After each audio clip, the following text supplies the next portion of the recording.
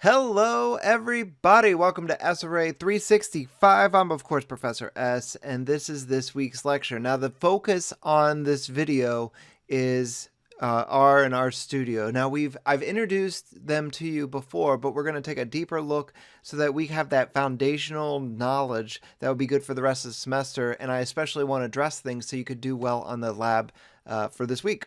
So let's talk about how we're going to do that. So I'm going to talk about R and RStudio, like what's the difference, what are they. We're also going to talk about some of the things that I will use on a somewhat regular basis, things that might pop up in the lab. So you can understand like what I'm talking about when I'm talking about these different things that are related to R, like the different lingo and stuff like that. And then I'm going to do a quick walkthrough. There's a script that came with in the text. I'm going to walk through that real quick, talk about how to use it and that sort of thing. There's a lot of things that, like subtle things that you might miss pretty quick. And then we'll talk about the things to do this week. Spoiler, it's just the lab. But I have some important things towards the end of the video that you're definitely not going to want to miss. So stay tuned. I got a great video for you. So let's do this thing. All right. So anyways, this week we're focusing on R and RStudio, right? The Canvas has a good description for installing it if you haven't done so already. It's in module section, talks about installing R and RStudio and all that stuff. I'm not going to include that in the video.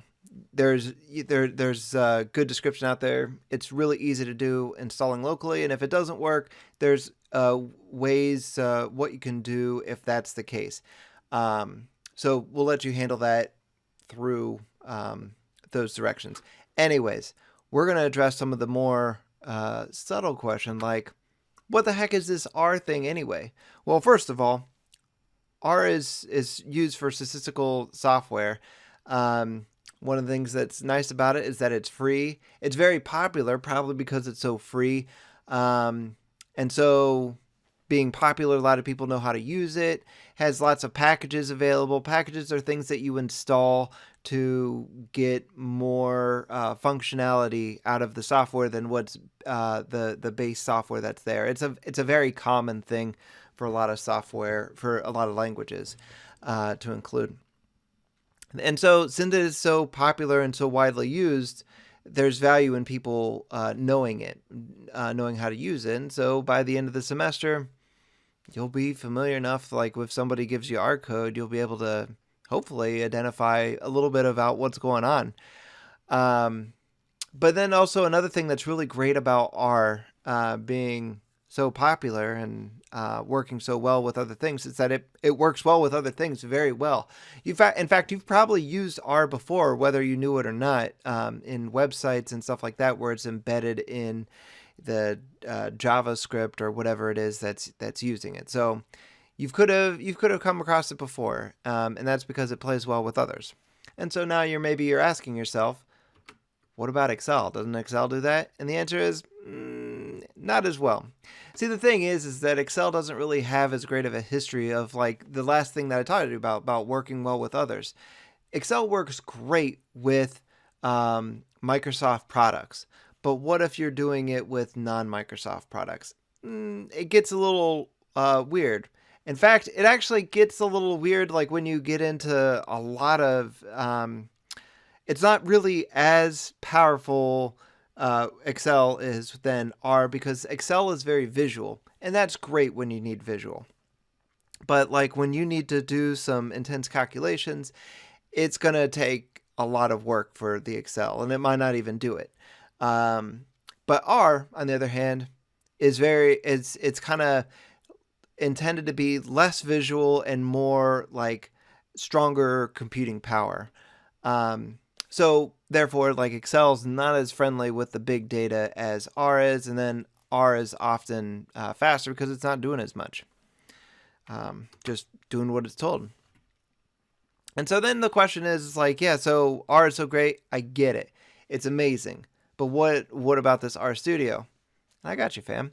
The idea is R is the language, and it's not too uncommon for programming languages to have a thing called an IDE. An IDE stands for Integrated Development Environment. The idea is like you have this language, and then you need something to kind of interact with it to kind of oftentimes there's benefits to having an IDE where it's like helps you code that much easier. It kind of helps you identify potential bugs. It just makes the process working very easily. A lot of what programming is just entering things into a text editor, but these IDEs are often specialty text editors that allow you to do to see. So it like color codes the different parts of the code so you know what different things are. It kind of makes it easier to read than just one color. For some programming languages, people have been able to use Word, which is I don't that's intense. I wouldn't do that. I'd use IDEs that are designed to help with the text writing programming. So, in other words, you can use R on its own, sure, but like using RStudio is going to be that much more helpful. And the thing is like in this class, and probably what you care about is I'm going to be using them interchangeably. Like but I will be using R through RStudio. And so, anyways, when you go through the directions of like installing things, and I think I've said this before, in order to run RStudio, you need to first have R, and then you install RStudio. And it's like of programming languages that I've installed on my computer, it's like one of the easiest, if not the easiest. So the directions are really good. All right, so now let's talk about some basic programming things. One of the things is an object, and this is something that we'll be using, a term that we'll be throwing around a lot. And it's a big deal in programming, but some of the big deal things is like not something that we're going to be really working with. The idea is like an object is something that has a state and behavior. So state is like it's going to be better if I kind of describe it like with my example up at the top here, where like if you kind of think of it as like kind of shoe boxes here, right? So oftentimes, so we have these shoe boxes, and like notice that each box, that think about that as being its own object. And so there's different things that you could do to the box. There's different states that the box can be in. It could have a door that's open. It could have shoes in it. It could be empty. It could be all these different things. Maybe it only has one shoe in it. Those are different examples of different states of the shoe box that's here. But notice it's also individual. We have individual shoe boxes, and so just because there's shoes in one of them doesn't necessarily mean there's shoes in another, and that sort of thing. That's also another important quality of an object. And then also there's things that we can do to the shoebox. We can look to see how many shoes are in it. We can take shoes out. So there's stuff that we can do to it. It can store stuff, and it's great. That's a great way to think about objects. Essentially, objects are things that we store that we can do stuff in a programming language. And in R, there's a lot of flexibility, so it makes it kind of like hard to describe what it is. But here, like to kind of give you a visual aid further, we'll think about objects, and there's like lots of different types of objects. Like there's vectors, there's data frames, there's something variables that we'll be talking about, models and gplot. And so when I say variables, I mean it's storing either like a string, which is not really what they call it in R, a numeric value, a logical value, so it's either true or false. It's like all those different things, and it's like stored as a variable. I think I might have kind of walked through a little bit of that in like previous videos. But the idea is like objects and variables, I might be using those kind of interchangeably naming wise, but strictly speaking, these are all like kind of different types of objects. And so within these objects, they store multiple space. It's multiple, they can store multiple datums, or it would be multiple data, or it could be a single datum. You know, that's the singular for data.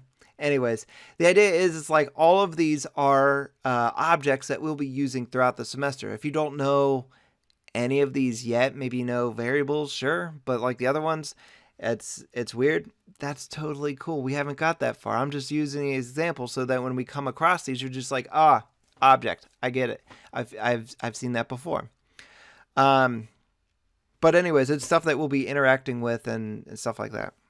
All right, so here's some other things that we'll be using a lot in this class that I might be saying in this class. So commands.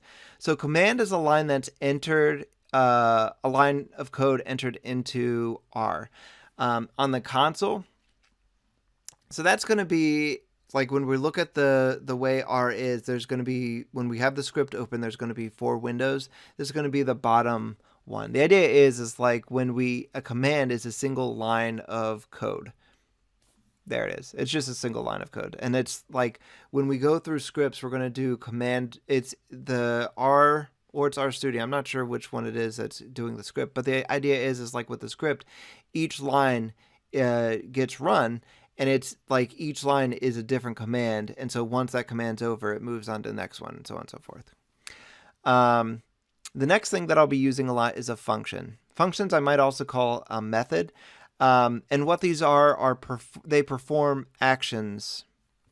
And that's like, they're kind of hard to describe, but you'll see them a lot. The idea is like you'll have a name and then parentheses, and then you'll have things inside. Those things inside, those values that you're putting inside are getting assigned to certain locations and within the function.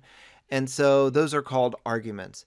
And so we'll be adding maybe one argument or multiple arguments. I don't think we ever do no arguments. But there's always going to be, there's usually some sort of arguments that go in. Like it could be print or find the mean or stuff like that. The last thing that's on the slide is packages. And so packages, I mentioned before, those are, that's data that you add to the language, so that adds additional functionality. So that's usually additional functions, maybe some data sets as far as R is concerned. But the idea is with packages, the part that concerns you is that it's not native to R, and you have to, oftentimes you have to install and load it. When you install it, you just have to do it install once, and then load anytime you want to use it.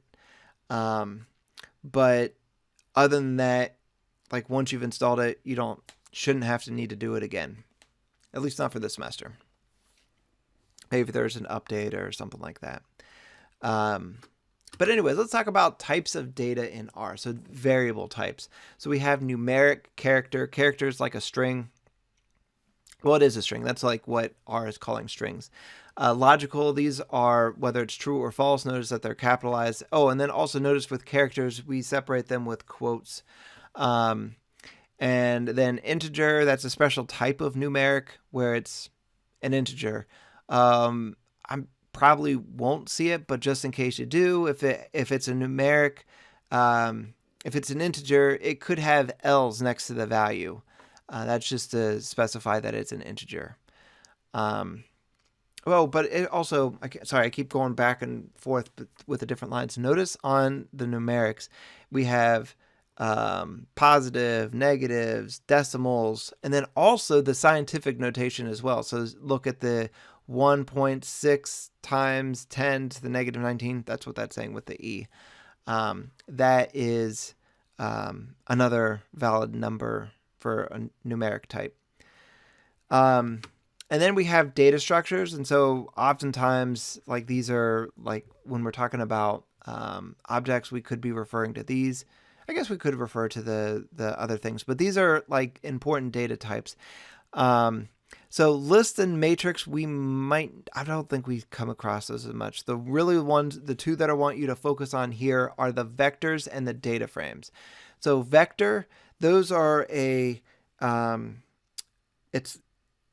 its own kind of thing. If you're used to programming, it's very much like an array, but it's also kind of like a list. It's, because the thing is like objects in are very easy to use. You can change them whenever you want. So like you can expand them. You can, like with vectors, you can remove elements. You can sort them. It's like there's all sorts of different things you can do with them. But anyways, the idea is like the vectors are made up of objects that it has to be the same type of object for the whole thing. So if one of them is a string, they all have to be strings. If one of them is numeric, they all have to be numeric. It's like that sort of thing. You don't have to say what type it is. It will figure it out on its own. But it's got to be consistent. If you want something that has multiple types, then you use a list. List is like a vector, but it's a little bit more free form in what kind of things you can use. So the one that's kind of in this example here, that's kind of printing out a list that is made up of vectors. 3 different types of vectors. One that's numeric, one that's a character, and one that's logic. Matrix probably won't come across this, but it's a 2-dimensional vector. And then data frame, this is, like I said, vector and data frame, these are the most common ones that we'll use. This is like a table of sorts. And so you're going to see this is where we're going to get a lot of our data from, is from the data types. And we could take things from the data types and store them as vectors, or treat them like different parts of it as vectors. You'll see as we go along. But anyways, when we're creating these popular data structures, when we're creating a vector, this is an example of 2 functions. So we have the vector, the method is AC, and then we lift out the different elements in parentheses. Okay, and so that makes the vector. Notice here, this is a special type, because notice we start at 2 and end at 6, and it's incremental integers, right?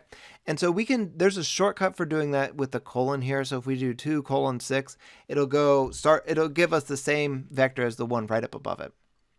Not really requiring you to know that, but if you see it in the wild in R, you'll know what it's referring to. The data frame, the way that we create that is data.frame, and then we put the vectors in. Though I think probably in this class, the way that we will come across most of our data frames is by uploading it from data files. In fact, the script that we're using today, that I'll be using in just a little bit, will be using we'll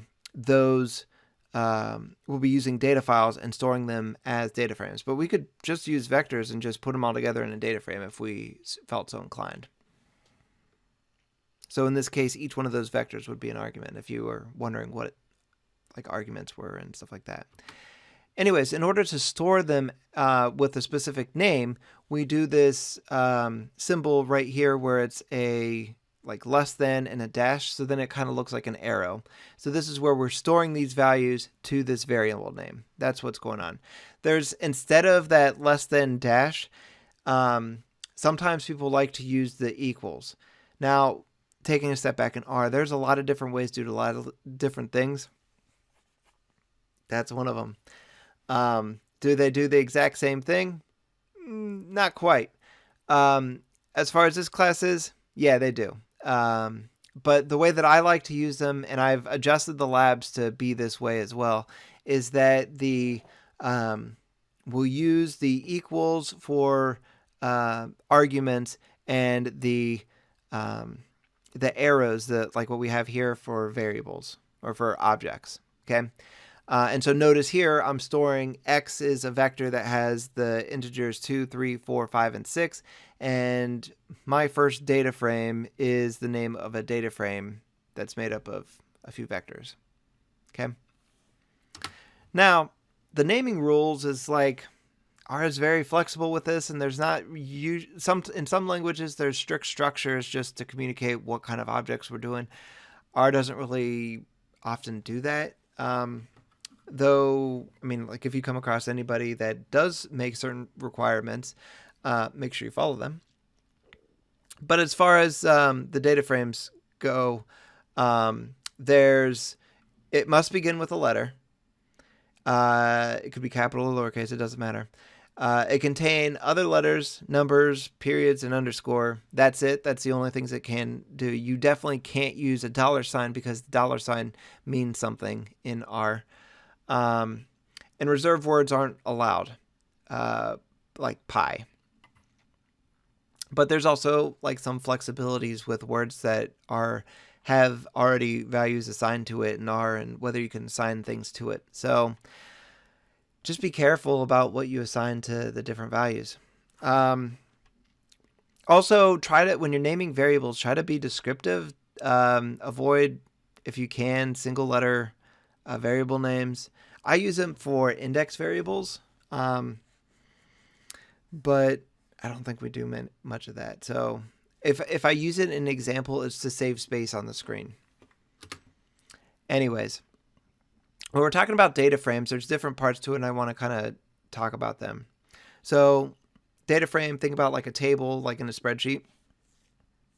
And so there's different parts that we could be referring to. So when we're talking about a row, we're talking about something like this. So see how this whole thing is a row? Oftentimes, like with rows, we're referring to a specific observation, right? And so there's different variables that got tied to it. So like, for instance, oftentimes our observations are people, right? So in this case, this is a person. Their total bill was $23.68. They left a $3.31 tip. They are male. They're not a smoker. The day that they were there was Sunday. The time was dinner. And the size of their party was 2. All right. So that's like an example. But oftentimes, so think about each row is a different observation, and each column is a different variable. Okay. So like the gender, or in this case, it's described as sex, the size, the time, whatever you find is important. That's the columns are the variables in the data frame. Index, this is like a position of the row. So this is the row position. That's what is in yellow. We have column positions too. So like the total bill would be 1, tip is 2, sex would be 3, so on and so forth. The idea is like one of the things that's weird with the indices in R compared to other programming languages. If you have programmed before, indices start at 1. Oftentimes in different languages, they start at 0, but in R, it is 1. And then it's also possible to get the value is like one of these things, that a specific row and a specific column. Okay. Now, an important part of using R is subsetting. And we'll get kind of more into this later. This is just a few examples of different ways that you can do it. But and we'll kind of go over how to do the different subsetting that you need. The data frame that this is referring to is called Titanic, and it has different informations about different passengers. And so one of those variables is the age. And so let's say we want to figure out what the average age is. And so in order to do that, we have to, what is called subsetting the data frame to get that specific data. The thing is, it's like when we're using these data frames, we don't want everything all at once oftentimes, but we want to keep things together. If we keep things together, that's why we put them in a data frame, but we subset so we can focus on those specific parts that we want to. It could be a column, it could be a few rows, it could be columns with certain rows selected, or with different variables selected from a different row or whatever, or column. Lots of different things. But a very easy example is like if we want to focus on the age. So like we could do this. So notice there's a $sign that's specifying a specific column. And then right after that is the column name. And so in this data frame, age is the column. And so it's $age.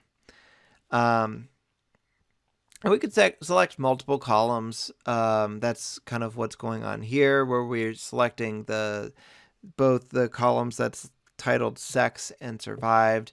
And then if we think about this one, notice like the select specific rows, we do 2, nothing. So that's all the columns in the second row. And then here, if you look at this one, this is all the rows in the fourth column. So all of these get you the same answer. I think all of these would give you the same answer. These aren't the same. But the idea is it doesn't matter. The idea is like you can select different things. This right here is selecting a specific value. Okay. And so I'm not really requiring you to know how to read all of these, at least not yet. The idea is I'm just showing you like this important feature that we can totally do. That's important in order to actually use R. Okay. So let's actually get into R and look at the script. Now, the important thing that I want to emphasize with this script is that the script tells you how to import data, and that's great, but there's like some issues that are coming up, and I want to kind of walk through the troubleshooting process. So let's go into RStudio right now and take a look. All right, so I am in RStudio. And so I wanted to kind of walk through some of the things. So like, for instance, setting up the working directory, we'll start that off. So I already have it, like I kind of did that beforehand, so forget that part. But the way that you do it, you just go into Session, Set Working Directory, and choose Directory. And then what you want to do is you want to choose a specific folder. And the idea is like what I did before I went into R is I downloaded the things from the text, which included the different files like the SAV file, the CSV file, the DAT file, there's a TXT file, and then a script. And so all those things I put in a folder. And to kind of help with this, I noticed that I have one for each of the weeks this semester. And so since this third week, I put it in week 3. And so note that there's nothing in it. There actually is, but when we're setting the working directory, we just want to select this folder. So I'm going to open this one and notice in this box right here, we have all of the files that I downloaded, right? So it's important that you set the working directory to the one that you downloaded all your files to. I recommend making it a separate file for each week so you don't get confused with which ones are where. But I mean, students are going to do what students are going to do. So you do you. Before we get into walking through the script for this, what I want to point out is how do you start a new script? And the thing is you go over to New File here, and you click on it and do RScript. That's it. And then you can start typing and all that stuff. One more way that you could do that is if you go into File, New File, Script, or Control-Shift-N. Let's try that. Control-Shift-N.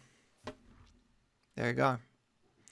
Pay attention to what it says. Like the way that I can see that what it is, hold on, I just moved my thing over.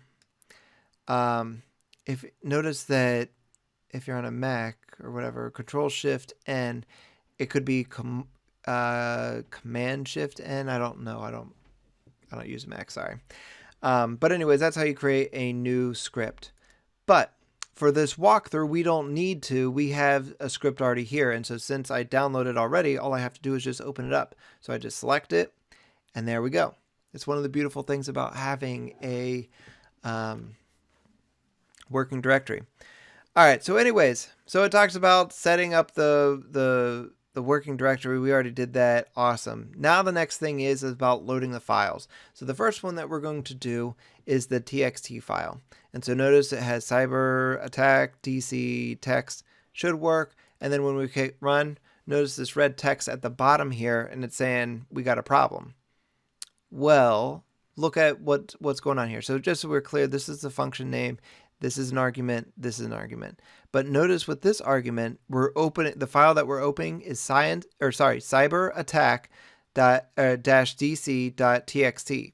Let's look to see what the file is down here.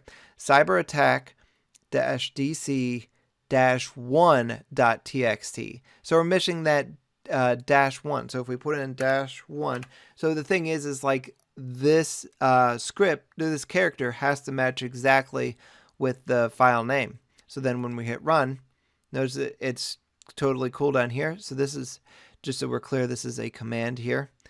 And then this is our data frame. See, it says data frame.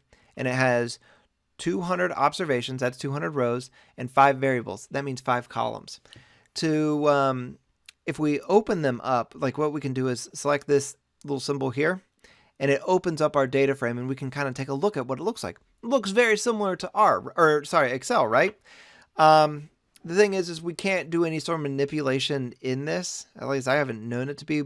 The thing that we can do is select the order. So we can sort by any one of these things. Like if we want to sort by num attack. So this is, let's see, increasing. Less than, yeah. So it's between, less than, it's alphabetical. Can we change it to something so that the between comes after the less than? Yeah, we can. We'll do that later, but not today. That's too much. Cyber literate users, we could change the order of that one.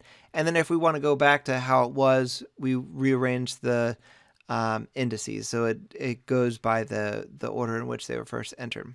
So these things right here help like sort, or not necessarily sort, but say how we want to arrange the data, right? If we want it to kind of spread itself out so we have the smallest to largest.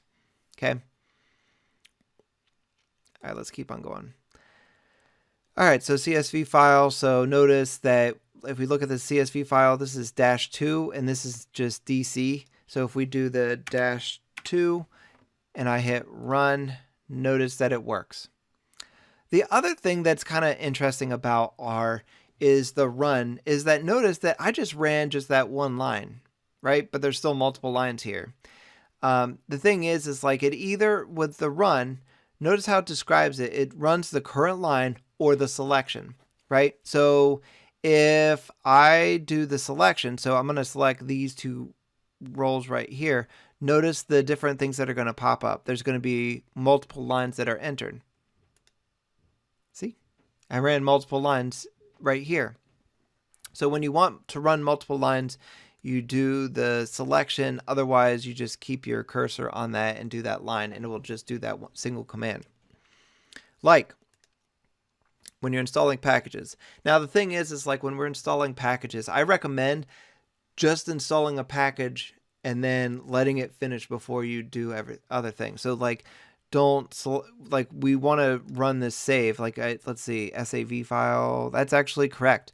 So this is an SPS file format. In order to use it, you might be inclined to just run these lines, but I recommend, like I've had issues when I haven't installed something. I think I've noticed students having the same issue. Just install the thing first and get it over with. So you just have your cursor on the line, select the line, either one of these will work, and hit run, and then it will like do some things. You might notice that a stop sign is here, and then some lines. As soon as that stop sign goes away, then we're open for business. There you go. It was successfully unpacked. There we go, downloaded. Oh, it's still thinking. And there we go. Now we're done. It's installed and loaded and ready to go. And now I don't have to do it ever again. If you're having an issue loading it, so this installs it and the library loads it. And so then now I can just run it again. And notice it gives some red text, but notice it's just saying the version number. It's not actually saying something's wrong. And then we can run this file format. Now, if we hadn't loaded it already, then we can run them together. That's fine. But I recommend not including the installing when you're doing that group running. And like another thing too is once you install it, you have to still load it. Loading it is important for each session that you do R. In fact, it's a bit, and then when you're running code, it's a good idea to like select everything that you're doing all at once. I don't want to do everything all at once because I'm trying to show you this piecewise thing. Let's do the DAT file. Notice that the function is read.delim. DAT, oh, it's -1. And then I'm going to do this thing where I'm going to find the mean. So I'm going to do these two lines. And so notice I do it. And so notice also this dollar sign, this is for response time. So if we go into Cyber SV, notice that response time is its own variable, right? It's its own column. And so then when we have like mean, we want to find the mean of just the response time. We don't want to find it of the whole data frame, right? I mean, we want to find all the response times, but in order to communicate that, we use that dollar sign. So it's first the data frame, then dollar sign, then the specific column. And then for the standard deviation, this is the sample standard deviation. That's SD. We run this line right here. And then notice like right here, so SD and RT, those are both numeric. So see in this, this is a global environment. It kind of gives you an idea for your different objects. So we have the data, that's going to be a lot of the data frames. And then we have our numerical variables right here. So mean RT is the mean response time. Notice how descriptive it is. It's not just mean, it's not just response time, it's mean response time. We didn't have to spell out response time. RT is enough. But anyways, so it has the mean and it has the response time. And then look what this is. This is finding the Z value, right? And so notice that we can treat any line. So we're looking at the response time. We're subtracting the mean and then dividing that difference by the standard deviation. And we're doing it for each line. And you can tell that because our value right here is the it's a vector because it's referring to the column that is the response time. So notice, what is this one talking about? This is talking about the CSV data frame, and this is the ZRT column. If we look at the data frame, that column doesn't exist. So what this command is doing is it's creating a column in Cyber CSV. And then the way that it's doing it is like for each value of the response time, it's subtracting the mean of the response time. And then of that difference, it's dividing the standard deviation. And that's for each line. So let me run this real quick. And so, I mean, I guess that happened. Let me open it up.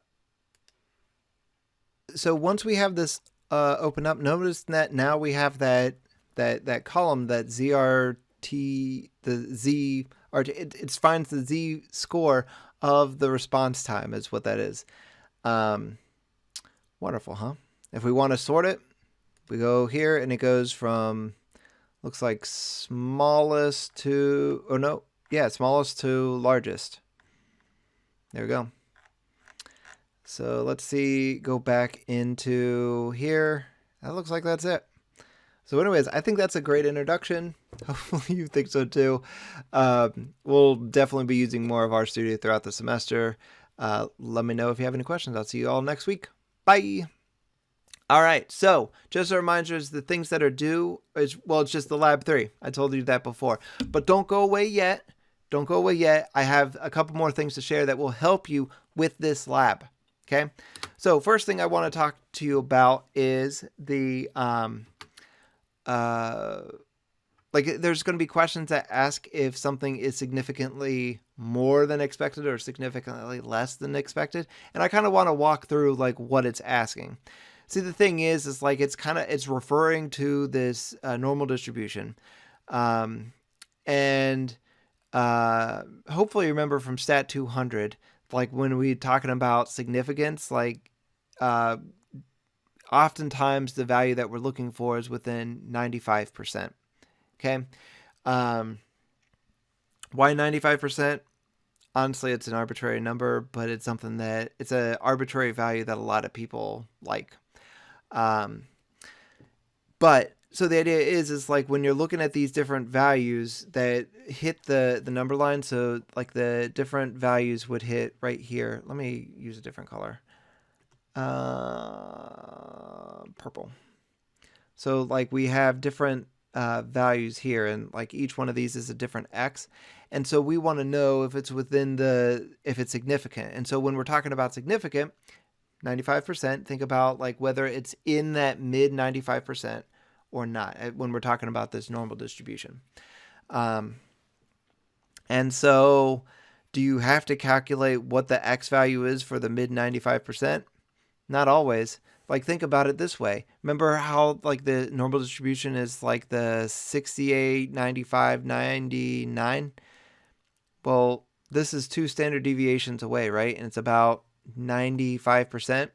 So think about is if it's outside of those 2 standard deviations, then it's more or less than expected, significantly more or less than expected. Like if it's on this side, it's significantly more than expected. If it's on this side, then it's significantly less than expected. Because you have the mean and you have the things that are more and you have the things that are less than the mean. Okay. So that's how you can think about those sort of things. The one other thing that I want to talk to you about is that there were some questions similar to this one that were in the lab that I've modified for this one. Okay. So, like when it was asking you for, like filling in, equations and stuff like that. And I think it got kind of confusing because like it would put things on a separate line and it kind of made things confusing. So to kind of help, like this is an example one, you're supposed to put in the different values, like fill in the blanks for the code.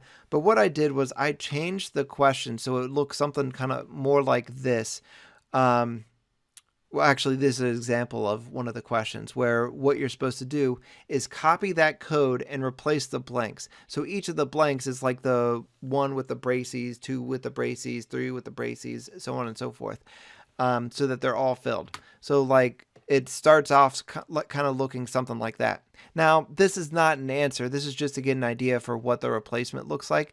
The idea is like these lines of code should work in R. So one of the things that I'd recommend you do is copy it into RStudio, make it work, and copy it back. And so then as a result, these blanks should be replaced, and it should work exactly like it does in R. It should work exactly like it does in R, and then you don't have to worry about like next lines and stuff like that. Okay, because like in this case, like notice this is actually supposed to be on the same line as right here, but it went onto the second line because of the way the question was positioned. And I think that sort of thing confused people. And so hopefully this will be easier. But see, the thing is that this is the first semester that I've taken this approach. So what I need from you is to let me know if you thought this was helpful or not. If you could, when you're doing the lab, in the comments, tell me that you thought that this adjustment was helpful. That's helpful for me, and I'll continue to do it for the rest of the semester. If everybody says that they hate it, then I won't do it again. Okay? But yeah, I need your input. I want to know how well it's working and if I should continue doing it. I can't do both at the same time. That's not an option. But yeah, let me know what you think. Anyways, I think that's good for this week. See you next week. Bye. Hey everyone. Hope you enjoyed that video. If you did, please press the like button below. It lets me know I'm doing something right. If you have any questions about any of the content, please send a message to both me and the rest of the teaching team through Canvas, and we will get back to you as soon as possible. Do not send it through normal email. You will not get as fast a response. If you have any suggestions for how I could do these videos better, please leave in the comments below. Don't forget to roundhouse kick the subscribe button and ring the bell to get notified for when I post that next video. Anyways, I think that's good for now. I'll see y'all later. Bye.